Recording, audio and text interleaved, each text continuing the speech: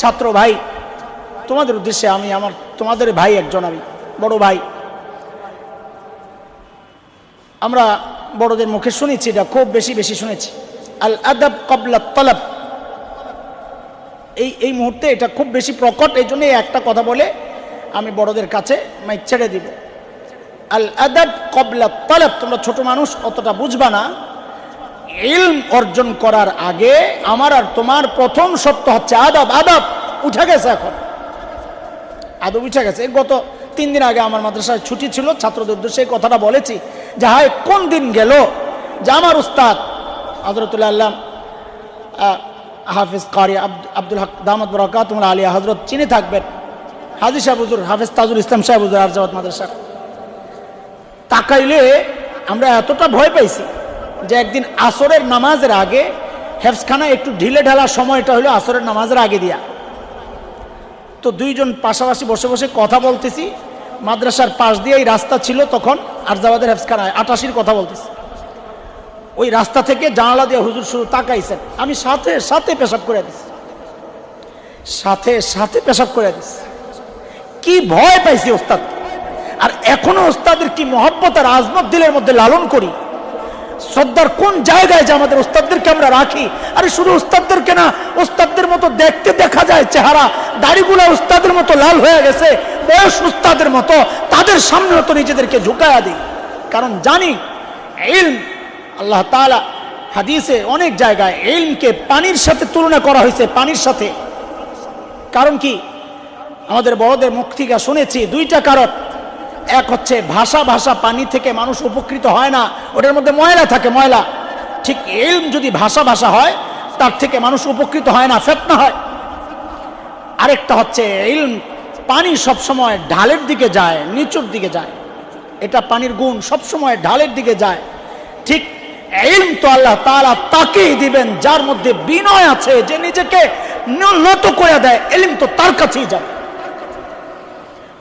ও ভাই, যতদিন পর্যন্ত ওস্তাদের মহব্বত, ছাত্রদেরকে বলতেছি, যতদিন পর্যন্ত ওস্তাদের মহব্বত দিলের মধ্যে লালন না করবা, ইলম ঢুকবে না। খোদার কসম, সর্বোচ্চ সম্মান দিলের মধ্যে যদি লালন না করো, ঢুকবে না। দোয়া নেওয়ার ভান করো, ভান কি, ওই যে টুপিটা ময়লা, কথার কথা তুমি জানো তোমাকে দিবে না, ছোট মানুষ, যা বলো না হুজুর টুপিটা ধুয়ে দিয়ে দেন না। আহা, এই কথার যে কত দাম এখন বুঝবা না।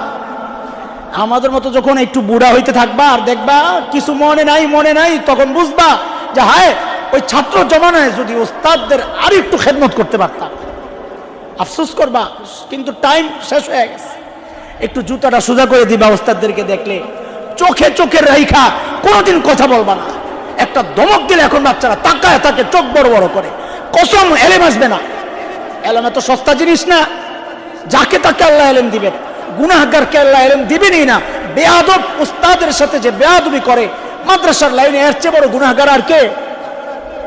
ইমাম শাফিঈ রহমাতুল্লাহ আলাইহির গল্প তোমরা শুনে থাকবা, আমরা আমাদের উস্তাদদের জবানে শুনেছি যে উস্তাদ ইমাম শাফিঈর উস্তাদের কাছে যায়া বলে, ওকে নাম, যে হুজুর আমার তো পড়া মনে থাকে না। এই যে এখন গার্জিয়ানরা বলে হুজুর পড়া মনে থাকে না বাচ্চার, খালি ভুলে যায়।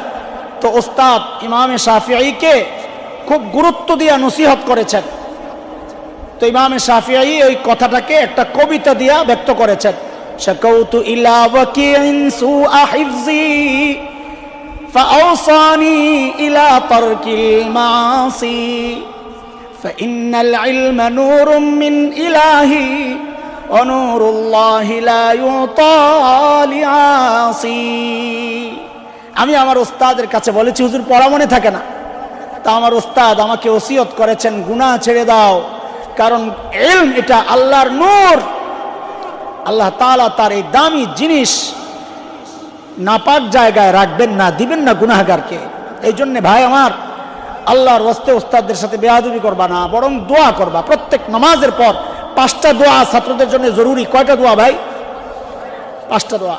আমি ইচ্ছা করে লম্বা করতেছি যেন বড়দের কষ্ট না হয়। কথা যা আমার দ্বারা আমি মিলে যাই, বড়রা খালি তোমাদেরকে চেহারা দেখাবেন, এটাই তোমাদের জন্য কামিয়াবি।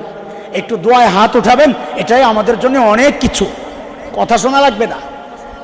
দেখলেই আমাদের জন্য অনেক লাভ। আলহামদুলিল্লাহ কো। জানো কারা আসছেন না? জানো তোমরা টের পাইতেছো না? আমরা জানি তারা কত বড় মানুষ, আমাদের মতো হাজারো আলেম আর হাফেজের উস্তাদ সবাই। তো 5টা দোয়া প্রতিদিন করব আমরা ইনশাআল্লাহ। ইনশাআল্লাহ 1 নাম্বার হচ্ছে নিজেদের জন্য দোয়া করব আল্লাহর কাছে, আল্লাহ আমার জেহেন জাকাওয়াত বাড়ায়া দাও, হিফজ করা সহজ করে দাও। এইভাবে নিজের জন্য দোয়া করবা। 1 নাম্বার নিজের জন্য দোয়া করা। বলো কার জন্যে? 2 নাম্বার নিজেদের বাবা মার জন্য দোয়া করা, যারা চাইলে তোমাকে স্কুলে পড়াইতে পারতেন, করেন নাই, তাদের জন্যও দোয়া করা।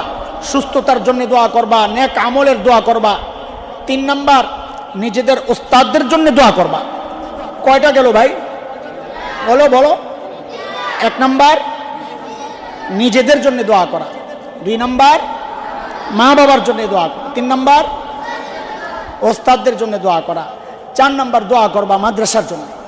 কি দোয়া করবা? আল্লাহ মাদ্রাসার সমস্ত জরুরতকে তুমি মিটায়া দাও, আল্লাহ মাদ্রাসার একটা স্থায়ী জায়গার ব্যবস্থা করে দাও।